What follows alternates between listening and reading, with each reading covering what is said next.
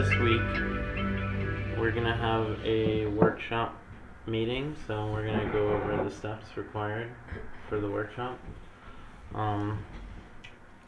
There's some people that haven't completed the workshops, like Bargov and I think Sid here. So if you missed it in Vlada, please take some time, watch the video, read the instructions. Let's take this seriously, because it's just going to help you understand the processes of working with Revit a little better, and the hands-on experience of doing something with it is going to also help you. So just, if you miss, I know it was a snow day and half of the people didn't show up because they worked remotely or whatever, but we still had a workshop. And so if you have any questions, you can email me or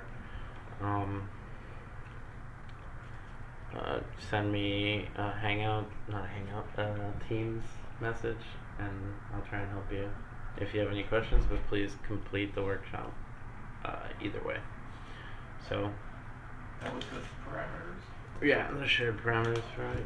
You did yours, but Yeah. There's a few people who are still outstanding, so I just want to drive that home. Today we're gonna go over part 1 of creating family. So I know it's kind of a simple task that I'm going to show you, and maybe a lot of us have done this in the past from Revit training or just experience using Revit in general. But we want to just go over it. If you know these processes, we use it as a review. Maybe you'll pick up an extra trick or two along the way and learn something new. So it shouldn't take very long. I could probably do this in 5 minutes if I went really fast with all my keyboard shortcuts and everything. But we're gonna go slow and steady. These are all the steps required. It's about 3 pages. So you will get this on Friday morning for you to complete while I walk around and answer any questions you might have. And today I'm gonna go over the steps step by step, and we're gonna, you'll have this as a reference if you need to watch the recap. But yeah, that's what we're gonna do. So first of all, again, I had the folder open up here.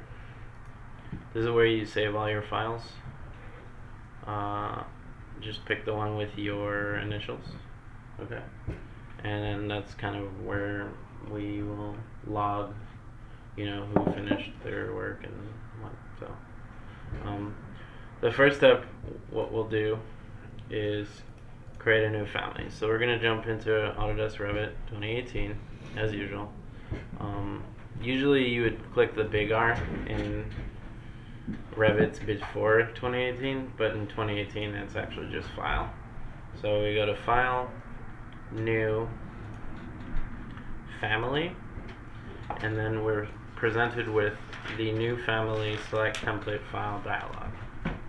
In here, you can choose any of these templates that are sometimes very specific towards a specific category. So, for example, quickly, lighting fixtures will have special lighting parameters and things that are applied to lighting that might not apply to any other category. So that's why it's always best to kind of pick the correct template for what you're trying to do. Today we're going to pick generic model. In part 1 we're going to make some basic constraints, some basic parameters, and some basic geometries, and see how those work together. Then we'll talk about moving the category if generic model isn't an appropriate category. Talk about more advanced stuff next workshop.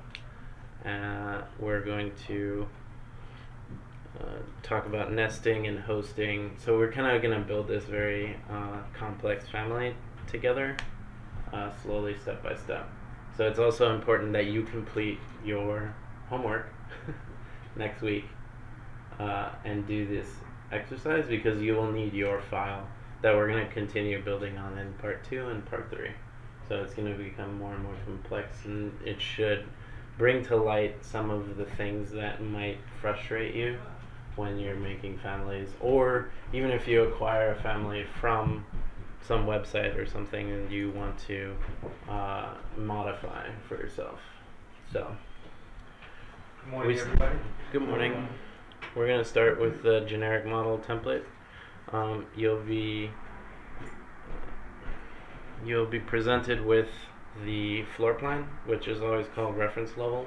That's just based off of the fact that the reference level work plane is created in section here, and it's just called reference level. Here's a pro tip from me: is the WT command, which is window tile. It's kind of a good command to see what windows you have open in the background. Now, each family template might have different windows applied to it, so it can vary, but this one already comes with these 4 windows open when you create a file from it. You have your floor plan, your reference level, you have 3D view 1, your left view, and your front view. So it's kind of reminiscent to if you jump into Rhino and they give you 4 viewports. That's kind of the idea. So we're already closer to, something that you would expect from Rhino, because you would get your plan, your front view, and your left view, so you could start making 3D models. So the shortcut ZA is zoom all, and if you're tiled like this, it will zoom all of your viewports accordingly. So it'll just zoom fit all of your viewports at once. That way, now we're very close. And you see here, the reference level is called reference level. So it's the reference level. And the first step, what we're going to do, I'm going to go back to the instructions here. So we've created our new file based off of the generic model Revit template, Revit family template, RFT. Now we're going to create some scaffolding. So right here you see a variety of views. The default one is the reference level view. This is our plan view. So this is where we start. We're going to create some reference planes. These are probably one of the more important elements in the family editor. So hopefully it'll become apparent slowly. You are presented with 2 default reference planes. These reference planes are the definition of the origin. So you see here, they define origin. If you select them, they have another parameter called defines origin. So that's where your 0, 0 is in a family, always. Where these 2 intersect. I would not unpin them or modify them unless you have a very specific need to do that, but don't. So you can sometimes model you can define where your origin is when you model family, but in our case, we just want it to be the center of our family. So sometimes it's appropriate to model within one quadrant and have one of the corners be the 0, 0.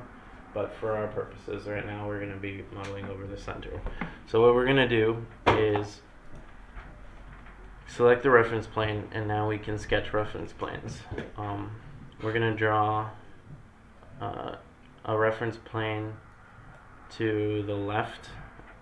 Oops. So yeah, make sure they're straight. It's very important. Otherwise, dimensions will not be able to be snapped to it. So holding shift, we're going to draw a reference plane to the left of the vertical and to the right of the vertical. Okay? And then we're going to draw a reference plane to the top of the horizontal and to the bottom of the horizontal. Okay? This gives us basically what we need to define spatial parameters. right? We want to define the width and the height and the length, okay? So next thing, and I'm just gonna make this bigger. So the next thing we want to do is create some constraints. Now there's a variety of different constraints that you can use, right? The first one we're going to talk about is equality constraint. So it's basically from the modify ribbon, you want to select the align dimension tool, and then you're just going to dimension all of the parallel reference planes together, and we will select equal. So this will just make sure that each one of these is equal, which in turn always ensures that the origin point is in the middle of your family. Doesn't matter how big your family is or how small it is, it'll always be exactly in the middle. And we're also going to do this with the vertical reference planes, like this. Okay? So now we have these reference planes that are constrained about the middle. Now what we really want to define is the length and the width. So what we're going to do is we're going to continue making dimensions, but now we're going to go just the bounding dimensions, right? So we take these two dimensions for the horizontal, and let's just create the other one too for the vertical, like so. So now we have dimensions for the extents, the width extents, and the length extents.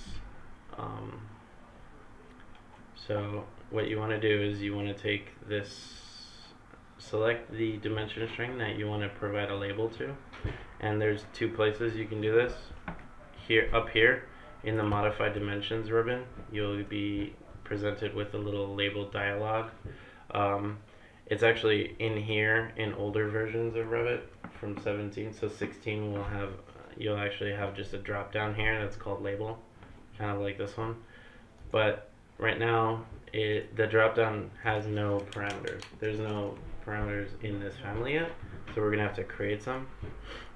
The drop down has a new at the bottom of it when it's empty in 2016, but in 2018 there's a little button here called create parameter.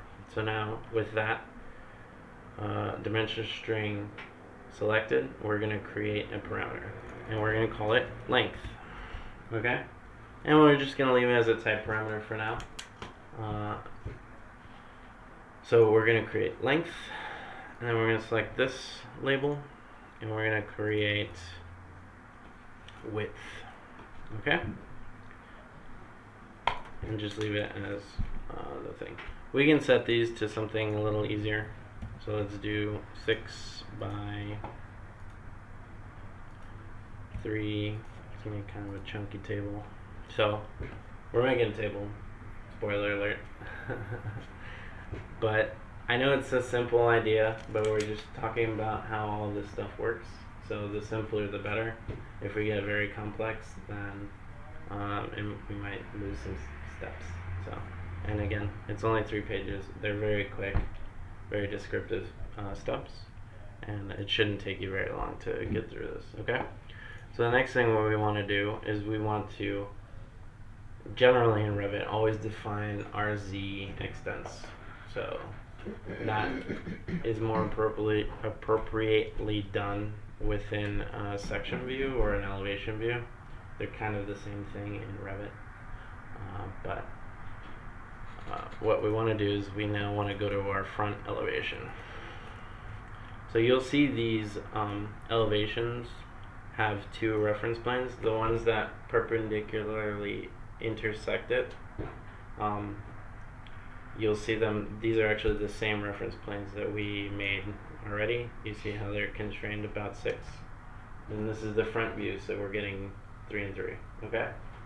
I think even if we turn this on, you can't see them because they're perpendicular, but you see all this stuff here. That's all the stuff we placed in plan view. Okay. So let's turn that off. We need to make one more reference plane. So back to the create tab. We're going to create this reference plane like so. Now it's very important when we're constraining this, we're going to do two things. We're going to name this reference plane because we need to refer to it in the future. So what we want to do is we're going to call this the height reference plane. And this has a very special purpose in Revit. You'll see that the named reference planes give you extra functionality that you wouldn't have if you didn't name them. Okay? So what we want to do next is you can also, instead of activating the align dimension tool from the ribbon, you can also always click the automatic dimensions that get generated between geometries. But in this case, I want to be very specific about where I constrain the height to. So I do want to choose this button. So we're going to click this button here. We're going to go from the height reference plane, and we're going to make sure that we're hitting the reference level, okay? Because we want it to always measure from the level of the table of where it's placed, okay? So you'll see that the tight dashed line is another reference plane that's aligned to the level, but we want to select the level. So the level has a line style of a grid type, so it's a long dash dot, long dash dot. Okay, so we click this and we're going to create a parameter. Again, just like before, we'll create parameter and call this height. Okay, and this defines the height from the level to the height reference plane. Okay, so now let's just make this 30 inches, nice even numbers. So now we want to return back to our reference level, okay? So we go back into our reference level, and now it's ready. We're in the next step of the instructions. We've created all the scaffolding. That's really all that's there to do. And you see we have 14 steps, so it is I've very detailed explained everything you need to do. Okay, so next we're going to build geometry. So we're going to go back to the create tab in the ribbon, and we're going to create an extrusion. That's probably the most basic thing that we want to do. Now we want this extrusion to relate to the height reference plane. Okay? So this is where naming the reference plane comes into play, where we will be able to set the reference plane over here in work plane. It's also, we can do this before we activate the extrusion, and I think in the instructions I tell you first let's set the reference plane. So we're going to set the reference plane, and you'll see that only the parallel reference planes that are named are available to you, parallel or perpendicular. But so you see here we can set the reference plane to height. Okay, so now we're sketching along height, which is actually 30 inches off of the reference level. So we're going to activate create an extrusion, and in the draw we're going to select rectangle, and now we're just going to create some rectangles. Now it's important that when you draw a rectangle that lands on a reference plane, on reference planes like this, you'll be presented with locks, right? This just makes sure that you're constraining these lines to the locks, to the reference planes, so when you're driving the parameters, you want to make it 7 feet, it's going to always stick to that plane. When the plane moves, the geometry moves, right? So this is why we put out all of the scaffolding in a family, so that we can, constrain certain parts to the parts that stretch. And then we have a dynamic family. We can make the table any size we want, in the type definitions in the project, and then have multiple different size tables. Okay? So Once you see these locks, just click them all, like so. Okay? Now they're constrained. Doesn't matter if we change the size of the table, they will stretch. They will always be relating to that. So this parameter is related to this parameter directly. Okay? So we're going to finish sketch. We're not going to change anything in here yet. So, back to our front view. We want to observe what happens, right? We have set the base of this family to height, right? So this family is supposed to start at 0 from the reference plane height and ends at 1 foot. But I want the top of my table to be height. I don't want it to be above height. So what I'm going to do is I'm going to set this to be -3 inches. It's going to be a nice beefy 3-inch table. For some reason this doesn't like me. Oh, 3.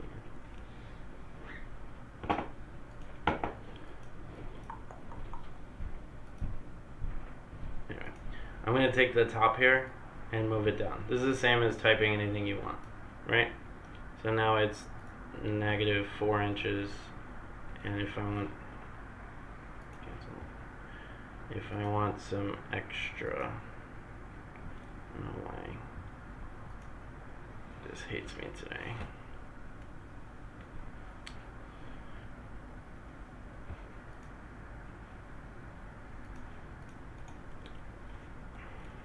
Didn't expect this to happen. Anyway, this shouldn't happen. It's just the way that I'm presenting to you right now is causing a little bit of issue, because it's anytime I type anything, it's automatically changing. Ah! You need to be faster. No, it's a software issue for the way I'm presenting. You see where my mouse is jumping instantly over to the middle of the screen? I need to find a better way to present. I think I'm going to bring one of those monitors from the back. So I'm going to select the extrusion again, and now I'm going to just paste this in here. Really? Paste. 3 inches. Oh my god. I can't believe this. Let's just do it. Live Revit. It's always so exciting.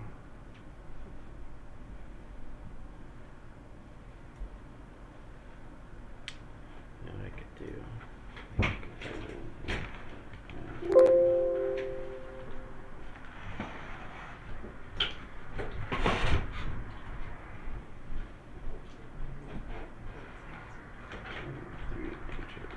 There we go. Okay. So it's a nice chunky 3-inch tabletop. I should probably edit that out. But move this back.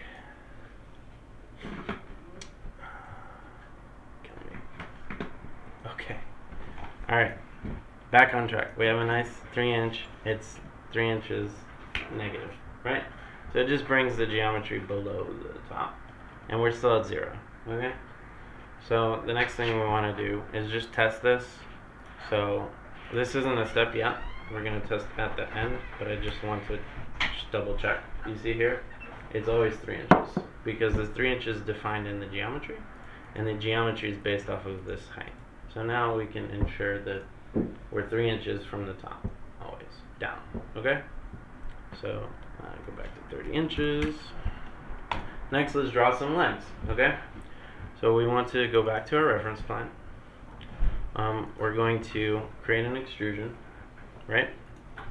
Same as before, but this time we're going to do some constraints within the extrusion object here in the sketch mode. Okay? So I'm going to draw some legs here, like so. This one's a little off, so I can align it with the AL key and click, and then I'm presented with the lock as well. And I'm going to do that again here because I didn't do it before. Okay? Then I can come in here and say this is 3 inches. Now the next type of constraint, the third type of constraint, is the dimension constraint. So you'll see here that if you want to make sure that this is always 3 inches, you can dimension from here to here and create a dimension, and you will see that there's a lock, right? So now I can say just stay 3 inches please, always, depending on where this reference plane ends up being in the future. Okay? So we're going to do that here, like so. Boom. Alright, now this leg will always stick to this corner and be 3 inches thick. Okay? So, we'll go back to, we'll do this corner as well. And if you're careful, you can snap to 3 inches. Too precise. Anyway. But again, when you sketch and sketch lines land on reference planes, you'll be presented with locks. Okay? So, we can click this lock to constrain it to this reference plane, and we can click this lock to constrain it to this, and you don't have to do the extra step of aligning everything. How do you know which lock it is of these two? You see where the line is pointing to? Yeah. I'm going to this reference plane. This one is actually attempting to constrain this line to that side. What about this one that's pointing to the same reference For point? the left side. That's constraining the other part. Oh, okay. This side. Okay? Can you copy one line? You could mirror. I don't want to get into that. I don't want to confuse it. Because then it also you have to make sure that it's working. We could select these 2 legs and the dimensions and mirror it, but then you have to just make sure everything's constrained. But right now we're not going to deal with that. We're just going to be boring, and we're going to create more dimensions like so, and just use the lock. Now see, this one isn't quite 3 inches, so I'm just going to make sure it's 3 inches before I commit to locking it down. Okay? So whenever you see dimensions move something past its constraint, it will say constraint not satisfied. That's because whatever you put in here makes it impossible to keep this 3 inches, and that's what is the error. Okay? So we're just going to continue on here. You can see in an extrusion you can create multiple different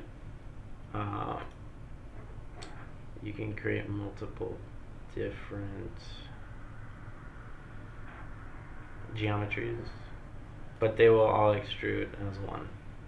So, and again, I need to do this. Boom. Boom.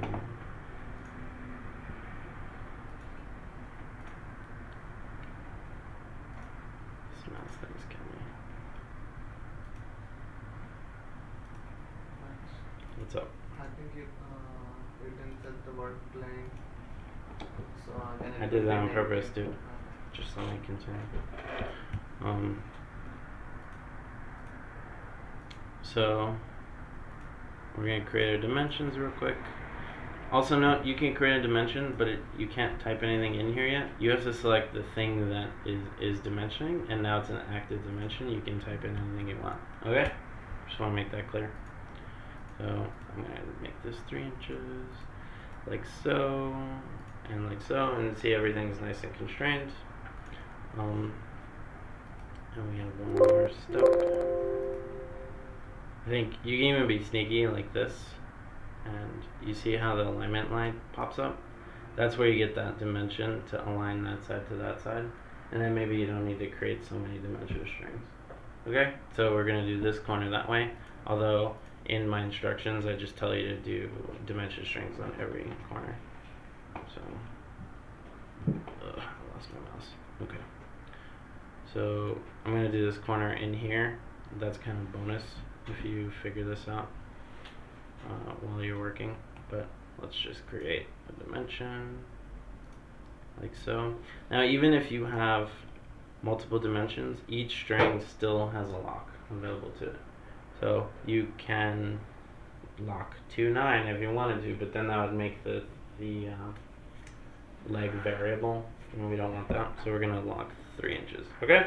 So these are the different various types of constraints that you can apply, and you can apply them directly in a sketch. See, we're not finished sketching yet. Okay. But be aware that that's possible, because a lot of times when you see magical things when you're editing a family, that's why, because the constraints are actually applied to the sketch, and you have to activate the sketch to see anything, and you have to be in the correct view too. Okay, so just be aware. Sometimes they'll build in, like radius parameters, or it'll be a sweep, and there'll be things about parameters that are tied together that will be invisible to you because they're not done in this way where it's kind of graphical. You can do it in other ways too, and we'll talk about that in future sessions. Okay? So we're gonna now finish sketching. We have our legs, and again, let's observe what the extrusion is doing by looking at our front elevation. And oh no, our legs are above our tabletop, right? So we don't want that. If you have messed up the work plane before you started sketching, you can always adjust the work plane with the edit work plane button, or even you can even sometimes for face-based type objects, if they're not completely parallel, you can rehost them to a perpendicular plane if you really needed to.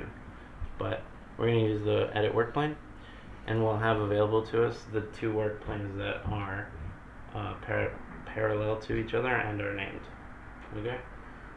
So I'm going to now select reference level, and I'm just going to correct the fact that the legs are in the wrong, they're based off of the wrong work plane. Okay? So, boom, now they go downstairs. Alright? So next thing we want to do is we want to make sure that the legs are always touching the bottom of the table. Okay?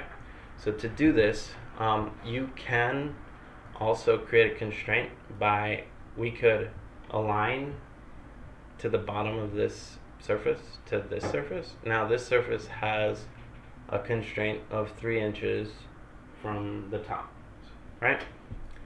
So we want that to drive the height of these legs. So you can drag this until it touches this surface, and when it highlights, when you release, you'll be presented with a lock. Okay?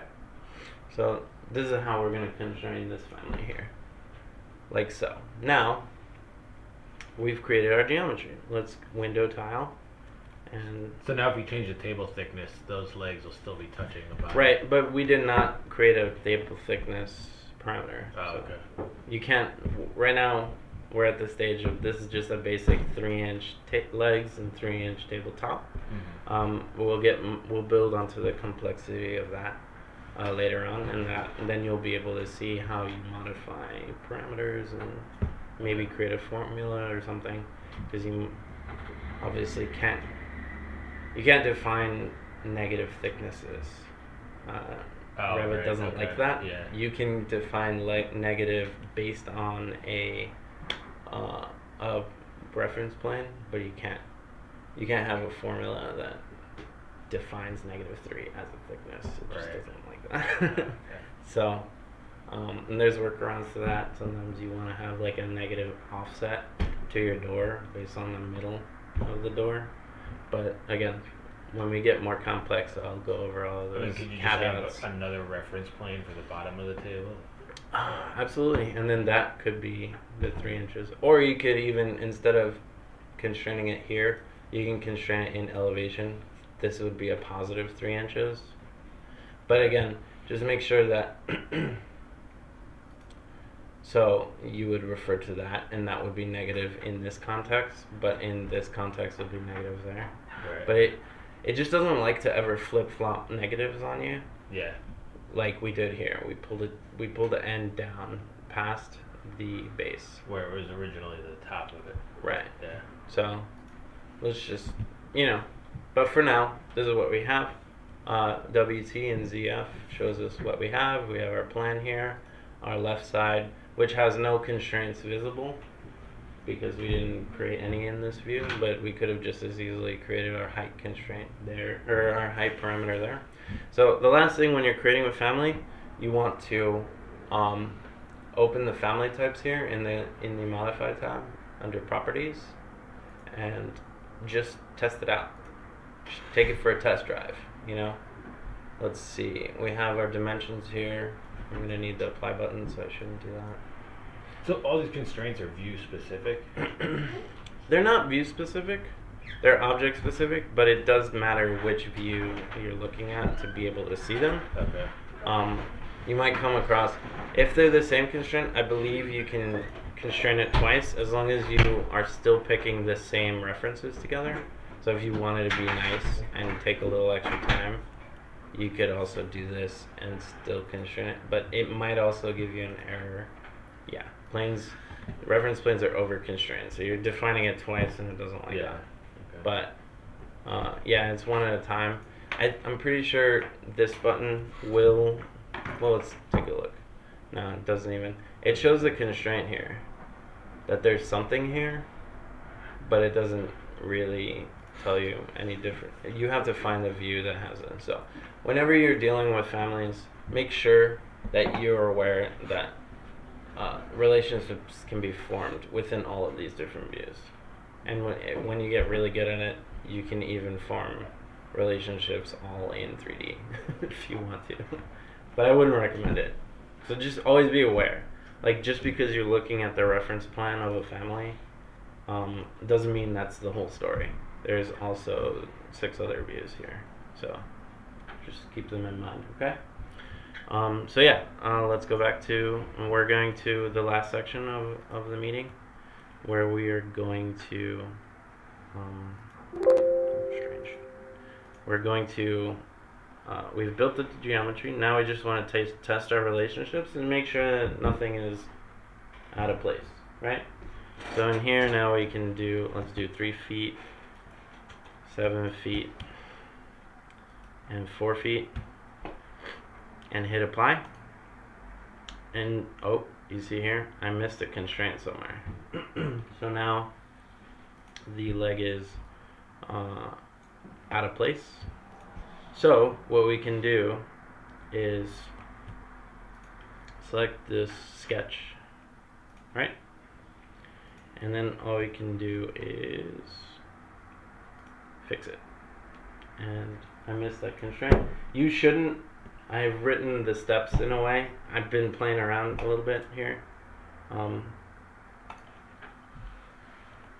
Which dimension got deleted?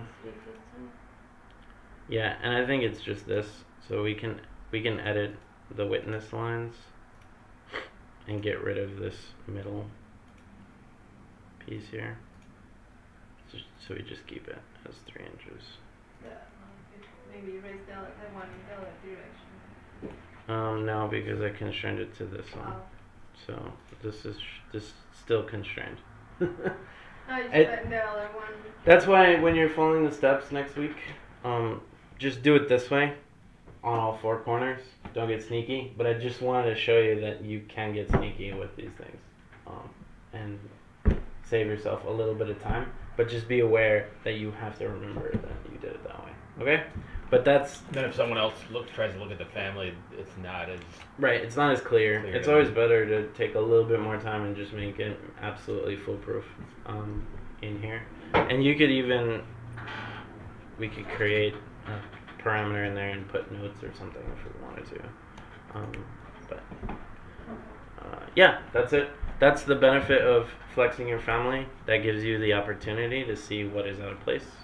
So, and when you Windows tile and zoom all everything, you can see all the views at once. So let's do it one more time. Let's make it 8 feet, 2 feet, 8 feet, 2 feet, and back to 30 inches. And boom. We have a nice little skinny end table or something. But see, all of the corners are properly placed, and the thickness stays the same even if we change the height. Okay? So, also, just as a side note or a little bonus, if you want to be length times width times height, you can also move parameters around in this list if you wanted to for yourself. And you use these buttons down here. Or you can set them to be alphabetical, again, which is the default. It's going to try and make them alphabetical. What's that logic for? That Hmm? Length with height is the standard. That's like the standard that they always use in math formulas and stuff. If you have a rectangle or a cube. So, yeah, length times width times height. Now, we're gonna get more complex with it, but this is the first jump your feet in, and this is an example that's used many times. But now you'll have a chance to actually practice it yourself and kind of get the hang of it. I know it's a little rudimentary, and that's important that we start good foundations while we build up, because it's going to get more and more complex. Okay? So, that's it. Any questions? So, when you're finished, you want to go to the R drive again, where I pointed out, and you're going to go to workshops, and for the date, which is next week, where you'll find your initials, and this is just where you save it, just like last week. Okay? So, family WS2. And if eventually then we create a family, where is that we place them for your review? Didn't we create a folder for them? Maybe we'll talk about that when we're making more complex. No, but we do have, like, where we will, if we find Yeah, families. so we have two places for families right now. Basically, if you have personal families that you like to use and you want to keep them on the server somewhere, go to Revit Standards. What did we put in? Family. Under Family, there's an individual CCW user content. If you want to submit content to me for my review, and then if I like something, I will save it into the Revit content, which is the content that you can find when if you go to Insert Load Family, you'll see this folder, which I think I'm gonna also lock down so nobody can really save anything in there without going through me. Because there's some stuff in there that I'm like, wait, where's this from? But out of the box content is all of the default Revit stuff. So for all of the versions of Revit that we have installed, and it's got all the categories as you'd expect whenever you use Revit. It's just in a central location, so we don't all have versions of it on our desktops. Okay. So. Yeah, any other questions? Let's keep our fingers crossed, or let's pray together as I see if my recording got lost again, and I'm gonna have to do